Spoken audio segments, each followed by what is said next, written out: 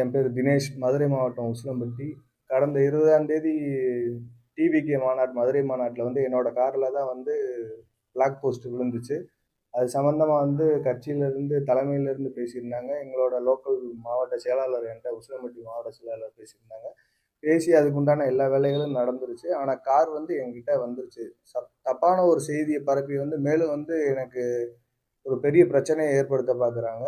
Car வந்து நான் வாங்கி என்னோட தேவைக்காக சில ஆல்ட்ரேஷனுக்காக வண்டி நின்னுட்டு இருக்கு. இன்னொன்னு என் ஃபேமிலியோட போய் நான் அந்த கார வந்து தலைவர் கையால வாங்கணும் அப்படின்னு நினைச்சு நான் தான் வெயிட் பண்ணிக்கிட்டு, அந்த காரு என் கையில தான் இருக்கு இன்னும் சொல்லப்போனா. நான் வந்து வாங்குன இடத்துல அப்படியே வச்சு, தலைவர் வரட்டும் வெயிட் பண்ணி வாங்குவோம் அப்படின்றதுக்காக தான் நான் நின்னுட்டு இருக்கேன். இது விஷயமா வந்து நியூஸ்ல வந்து ஒரு தப்பான ஒரு இது வந்துச்சு. ஃபேக் நியூஸ் வேதனைப்படுறேன் அப்படின்னு. நான் இது நாள் வரைக்கும் வேதனைப்படல. ஏன்னா எனக்கு எல்லா விஷயமும் நடந்துகிட்டே தான் இருக்கு.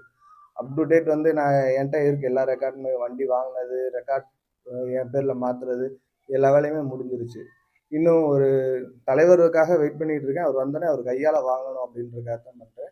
மேலும் இது மாதிரி தப்பான விஷயங்கள்லாம் பரப்பாதீங்க. ஏன்னா என்னோட தனிப்பட்ட பிரச்சனை இது. யாரு வந்து இதுல உங்களோட சுயநலத்துக்காக என்னோட பேர பயன்படுத்தி என்னோட கார யூஸ் பண்ணி நீங்க வந்து தப்பான பேர கிரியேட் பண்ணாதீங்க. இது எனக்கு மேலும் பிரச்சனைய என்னோட பிரச்சனை மட்டும் இல்ல. இது என்னோட ஃபேமிலிக்கும் சேர்ந்த பிரச்சனை இது. நீங்க டிவிக்கே அசிங்கப்படுத்தணும்ன்றதுக்காக நீங்க இத யூஸ் பண்ண பார்க்காதீங்க. உங்களுக்கு என்ன தேவையோ அத பாருங்க. ஆனா இது இது விஷயமா நெறைய நல்ல விஷயங்கள் நடந்திருக்கு. அது யாரும் உங்களுக்கு பேசல. என் கார் இருந்தத விட பெட்டரா தான் ஒரு நல்ல காராவே நீயே சூஸ் பண்ணிக்க. உனக்கு என்னனாலும் நாங்க பார்த்துக்கிறோம். உனக்கு என்ன வேணுமோ பாருன்னாங்க. எனக்கு புடிச்ச மாரி என் கார விட பெட்டரா ஒரு நல்ல கார் பார்த்துட்டேன் நானு.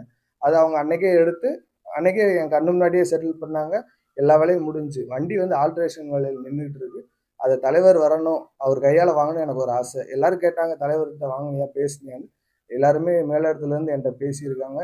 ஆனா அவர் கையால வாங்கணுன்றதுக்காக தான் நான் வெயிட் பண்ணிட்டு இருக்கேன். இது விஷயமா தப்பான தகவல யாரும் பரப்ப வேணாம்.